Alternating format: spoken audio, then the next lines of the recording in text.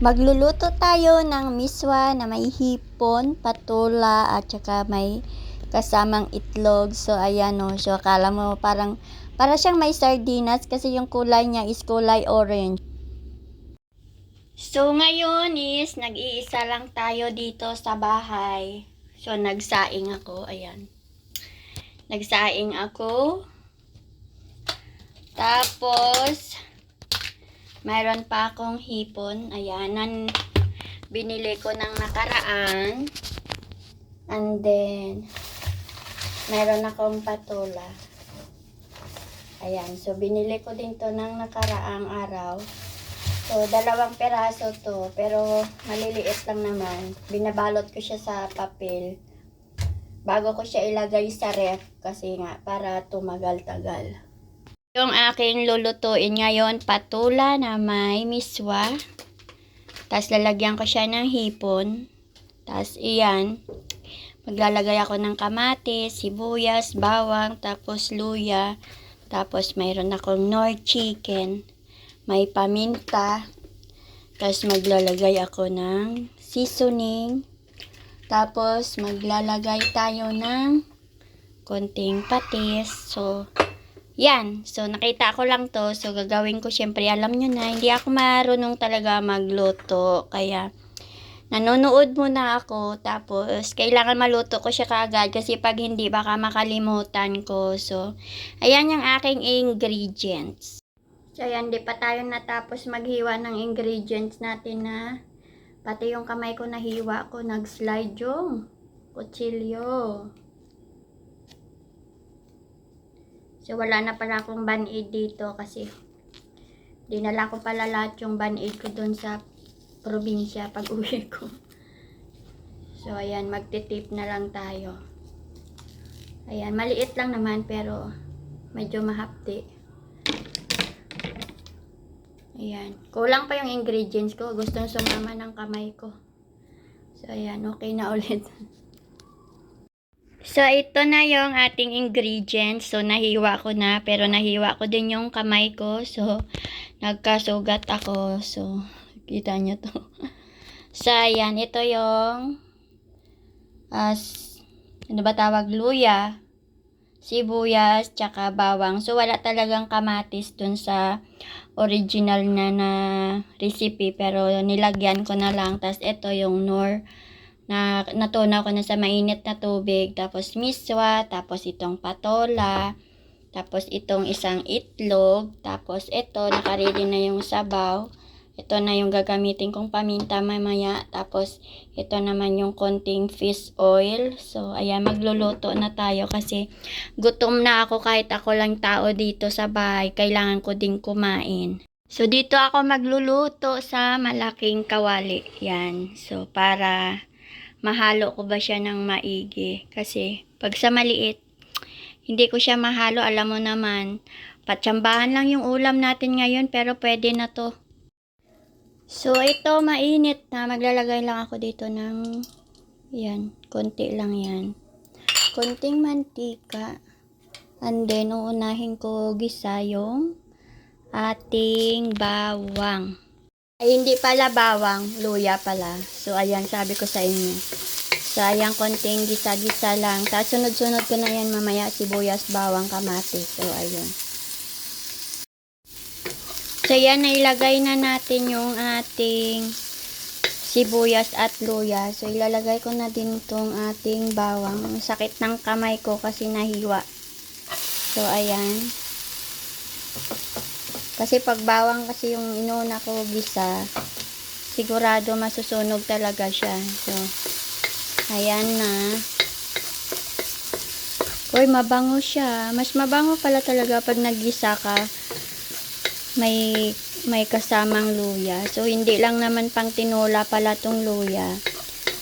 So, ayan. Madami talaga akong maglagay ng mga kung ano-ano pag nagluluto ako. Pero pag wala, pwede naman yung sibuyas lang at bawang. So, ito yung kamatis.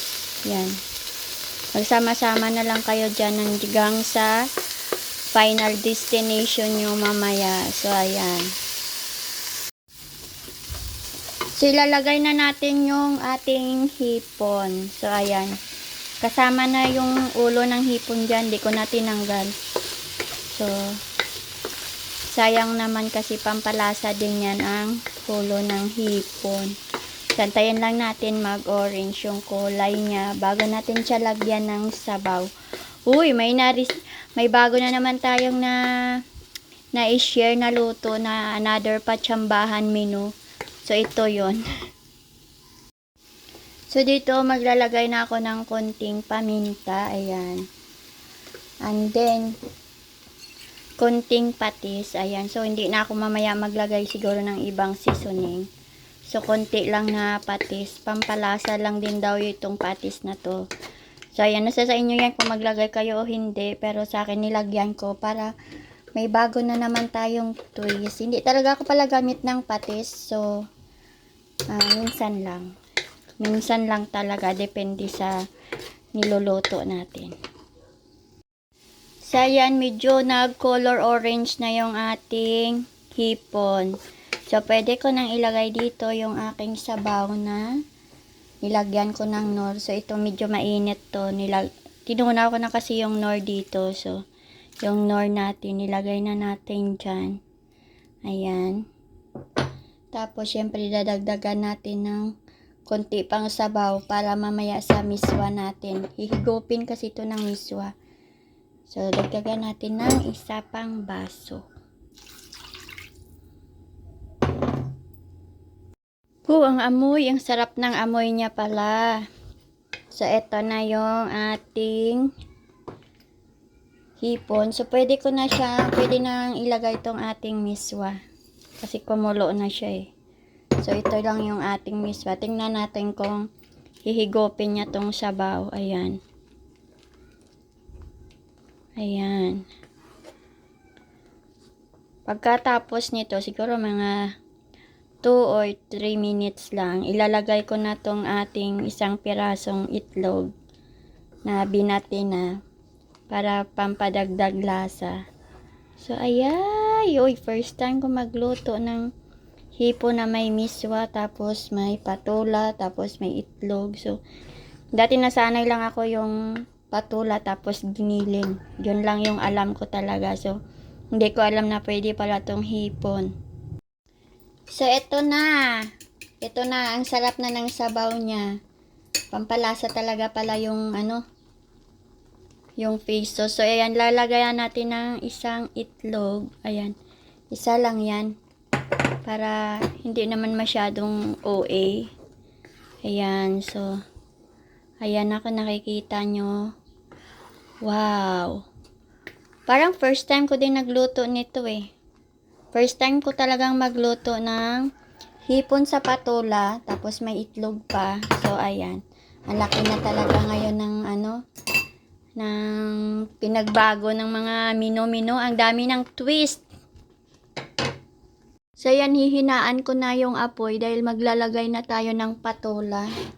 So, maglalagay na tayo ng patula. Ayun, nawala na yung kaunting sa sugat ko. So, tinanggal ko na yung aking band-aid. So, ito yung ating patula. So, 2 piraso to na patula. Binili ko ng nakaraan paglabas namin. Kung iiwan ko kasi yung isa, baka hindi na naman maluto. So, ayan, niluto ko na lang sila lahat. So, ayan. Ayan. Ayan, lalagain or papakuluan lang natin to ng another 3 minutes. Ayan, then ready to serve na siya. Ayan siya. Hininaan ko lang yung apoy, pero pwede naman natin siyang i-adjust kasi sobrang hina, 'di ba? Ayan. Kasarap naman pala talaga nito. Wow!